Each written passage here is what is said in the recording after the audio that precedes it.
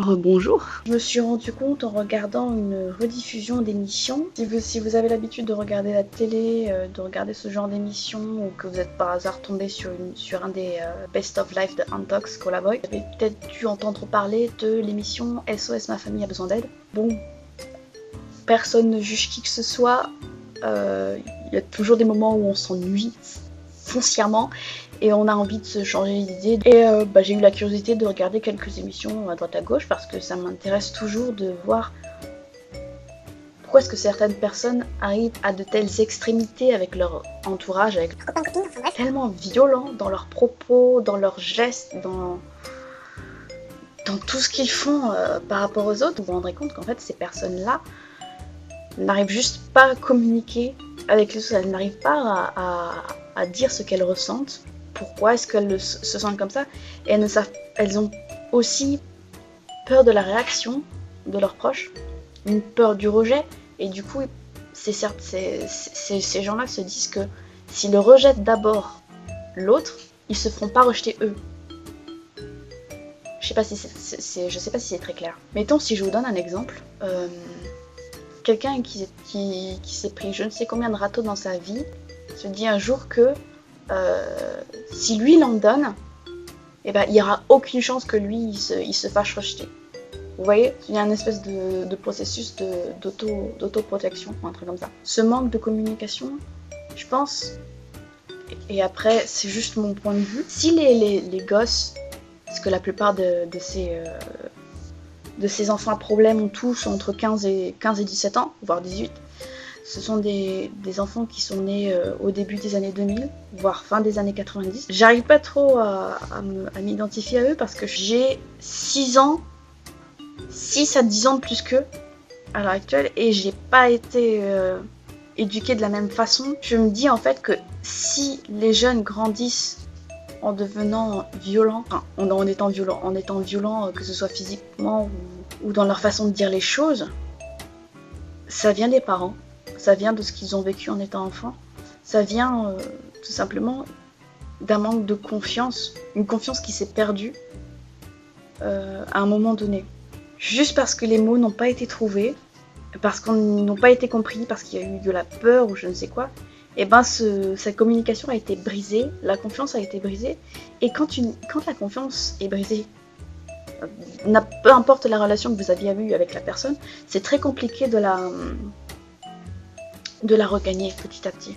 C'est pas impossible, mais ça demande beaucoup d'efforts, et souvent, c'est triste, mais dans certains cas, il est trop tard pour la regagner. C'est-à-dire que les personnes-là, soit elles coupent définitivement les ponts avec leur famille, genre il n'y a pas de retour en arrière possible, soit il y a des regrets qui sont exprimés, mais après que l'une des personnes ne soit plus là physiquement, si vous voyez ce que je veux dire. Tant que les personnes sont là physiquement, c'est plus facile de communiquer. Après, c'est ma vision des choses.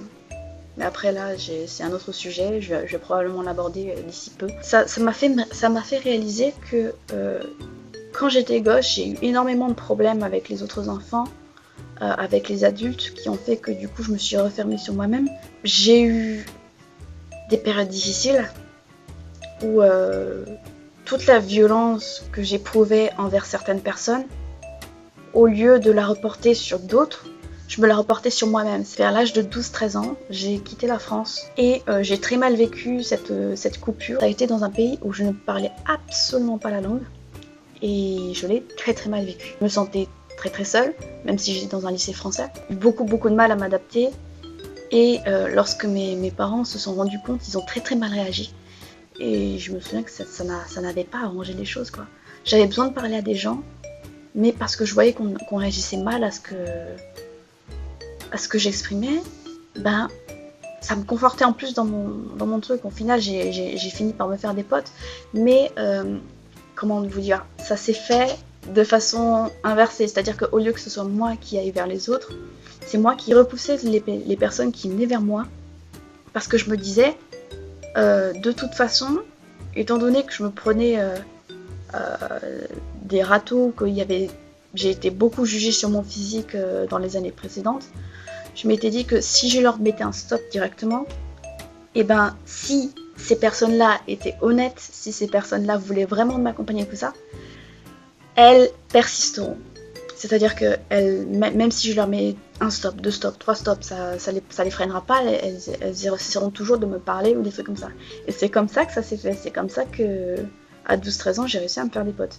Sauf que quand vous grandissez, en France j'ai l'impression que la mentalité c'est pas la même chose, c'est-à-dire que les enfants sont beaucoup plus méchants entre eux, ils sont beaucoup plus malhonnêtes, et ils n'hésitent pas à se grouper les uns contre les autres.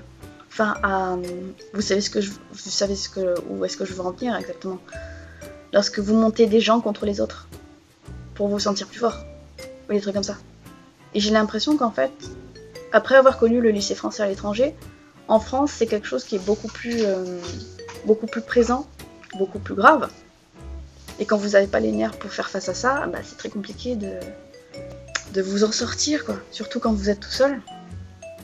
Et du coup, bah, vous vous enfermez dans une spirale dans laquelle bah, vous ne trouvez personne à qui parler. Et ça devient compliqué, quoi. Enfin, tout ça pour dire que c'est jamais trop tard, en fait, pour pouvoir parler à des personnes, même si ce ne sont pas vos amis ou des trucs comme ça. Si vous vous sentez seul et que vous sentez que il n'y a pas moyen que ça continue, il y a des psychologues, des personnes de confiance, vous en avez. Peut-être qu'ils sont pas très proches de vous, mais si vous regardez bien, vous en avez forcément. Je vous encourage à le faire parce que ça pourrait beaucoup vous aider. Cette période-là, elle est bien derrière moi et je suis vraiment content à propos de ça. Quant à moi, je pense que lorsque j'aurai des enfants, je voudrais toujours les pousser à discuter, communiquer avec moi et avec leur papa.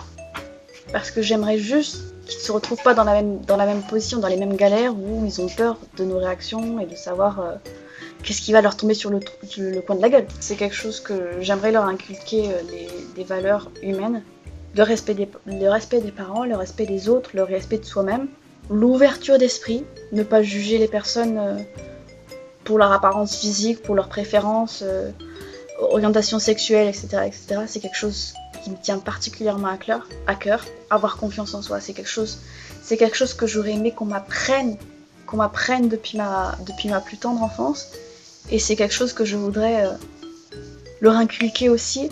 Je pense que si les personnes prenaient le temps de communiquer entre elles, d'être honnêtes et de communiquer dans le calme surtout, prendre le temps de s'écouter, d'écouter l'autre, de trouver des solutions ensemble, de ne pas être sur la défensive en permanence, c'est quelque chose d'extrêmement important et c'est quelque chose que beaucoup de gens n'arrivent pas à comprendre et ils sont en train de s'aborder leur relation juste à cause d'un petit truc à la con, quoi. Si vous êtes en conflit avec vos parents ou avec quelqu'un qui vous est cher, parce qu'il a mal compris quelque chose et que vous aimeriez qu'il comprenne, il faut que vous sachiez que peut-être qu'ils sont dans leur tort, mais vous êtes aussi dans votre tort dans la mesure où il faut qu'il y ait un pas qui se fasse d'un côté ou de l'autre. S'il n'y a personne qui fait le premier pas, vous arrivez à rien.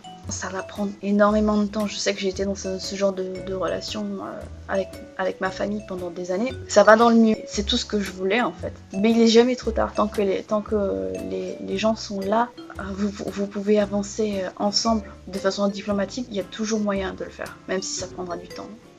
Faut juste vous armer de patience. Je sais pas si ce que j'ai dit ça avait du sens. Alors, sur ce sujet-là, j'ai dit ce que j'avais à dire.